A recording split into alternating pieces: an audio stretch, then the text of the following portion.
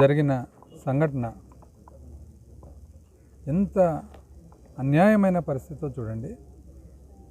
వెంకట్రామరెడ్డి దాదాపు దశాబ్దాల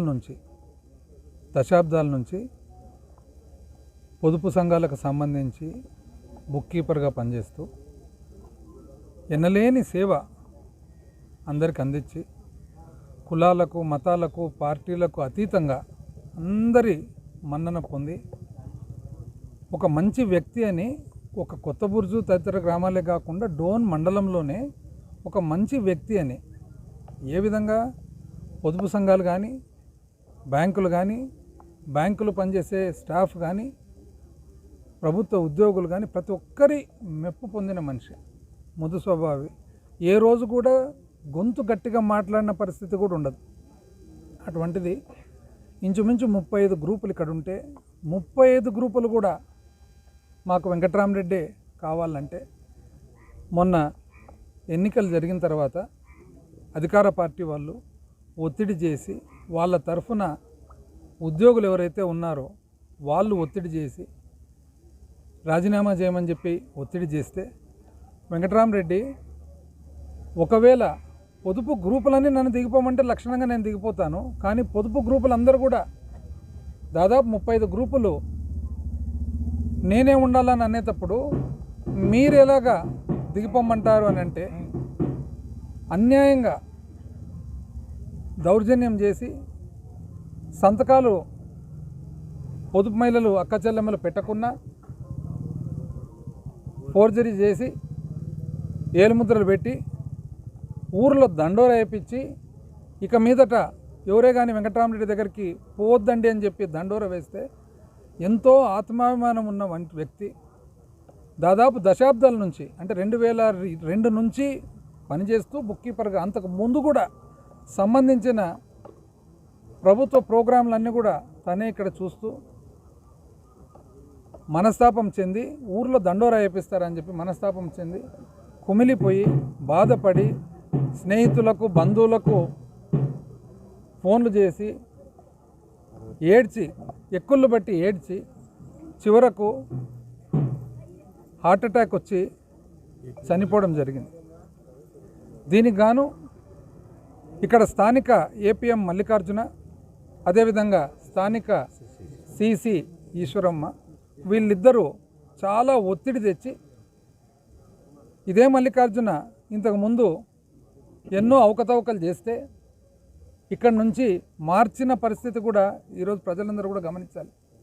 ఇంతకుముందు ఇక్కడ పనిచేస్తూ ఏపీఎంగా మిస్అప్రోప్రియేషన్ చేసి పొదుపు డబ్బులు దుర్వినియోగం చేసి పొదుపు డబ్బులను వాడుకొని లెక్కలు చెప్పకుండా ఉంటే ఇంతకుముందు డిపార్ట్మెంట్ వాళ్ళు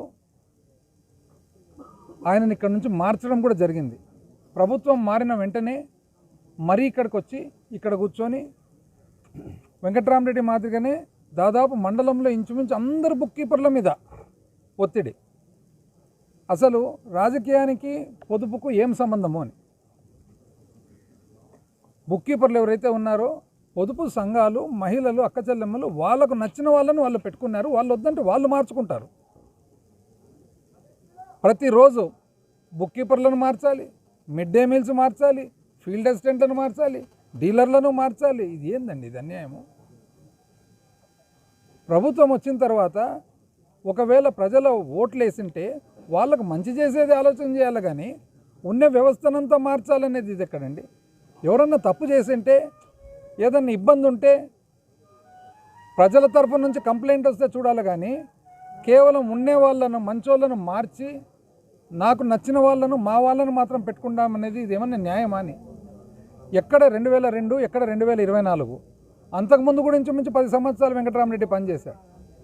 ఏదేమైనా వెంకట్రామరెడ్డి కుటుంబానికి కానీ ఖచ్చితంగా అండగా ఉంటూ మేమందరం కూడా కుటుంబానికి, కుటుంబ సభ్యుల మాదిరిగా తోడుంటూ వాళ్ళ బాగోళ్ళన్నీ కూడా బాధ్యతగా చేస్తూ, అదేవిధంగా ఎవరైతే వెంకట్రామరెడ్డి చావుకు, మరణానికి కారకులు ఉండారో 100కి 100 పాళ్ళు, 6 100 అయినా 100 6 అయినా ఖచ్చితంగా వెంటబడి ఇంతకుముందు జగన్మోహన్ రెడ్డి గారు చెప్పినట్లుగా సప్త సముద్రాలు దాటాల్సిన అవసరం వస్తే సప్త సముద్రాలు దాటి కూడా వెంటబడి న్యాయానికి తీసుకొని రావడం జరుగుతుంది.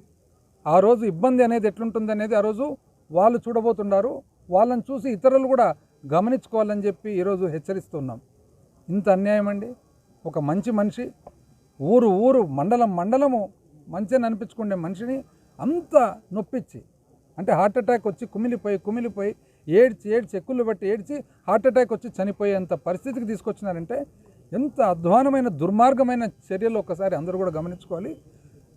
ఎవరైతే ఈ విధమైన ప్రభుత్వ ఉద్యోగులు రాజకీయం ద్వారా ఒత్తిడి తేవాలా మామూలు మనుషుల మీద అని చెప్పి ప్రయత్నం చేస్తూ ఉన్నారో ఇది ఒక ఉదాహరణగా ఒక ఎగ్జాంపుల్గా జరగబోతుందని చెప్పి కూడా హెచ్చరిస్తున్నాం.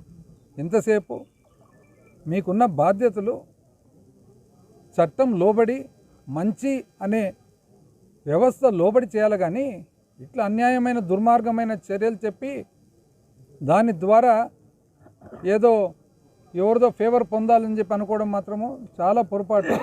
మరొక్కసారి చెప్తున్నాను, న్యాయం అనేది వెంకటరామరెడ్డి కుటుంబానికి చేకూర్చే వరకు 6 100 అయినా 100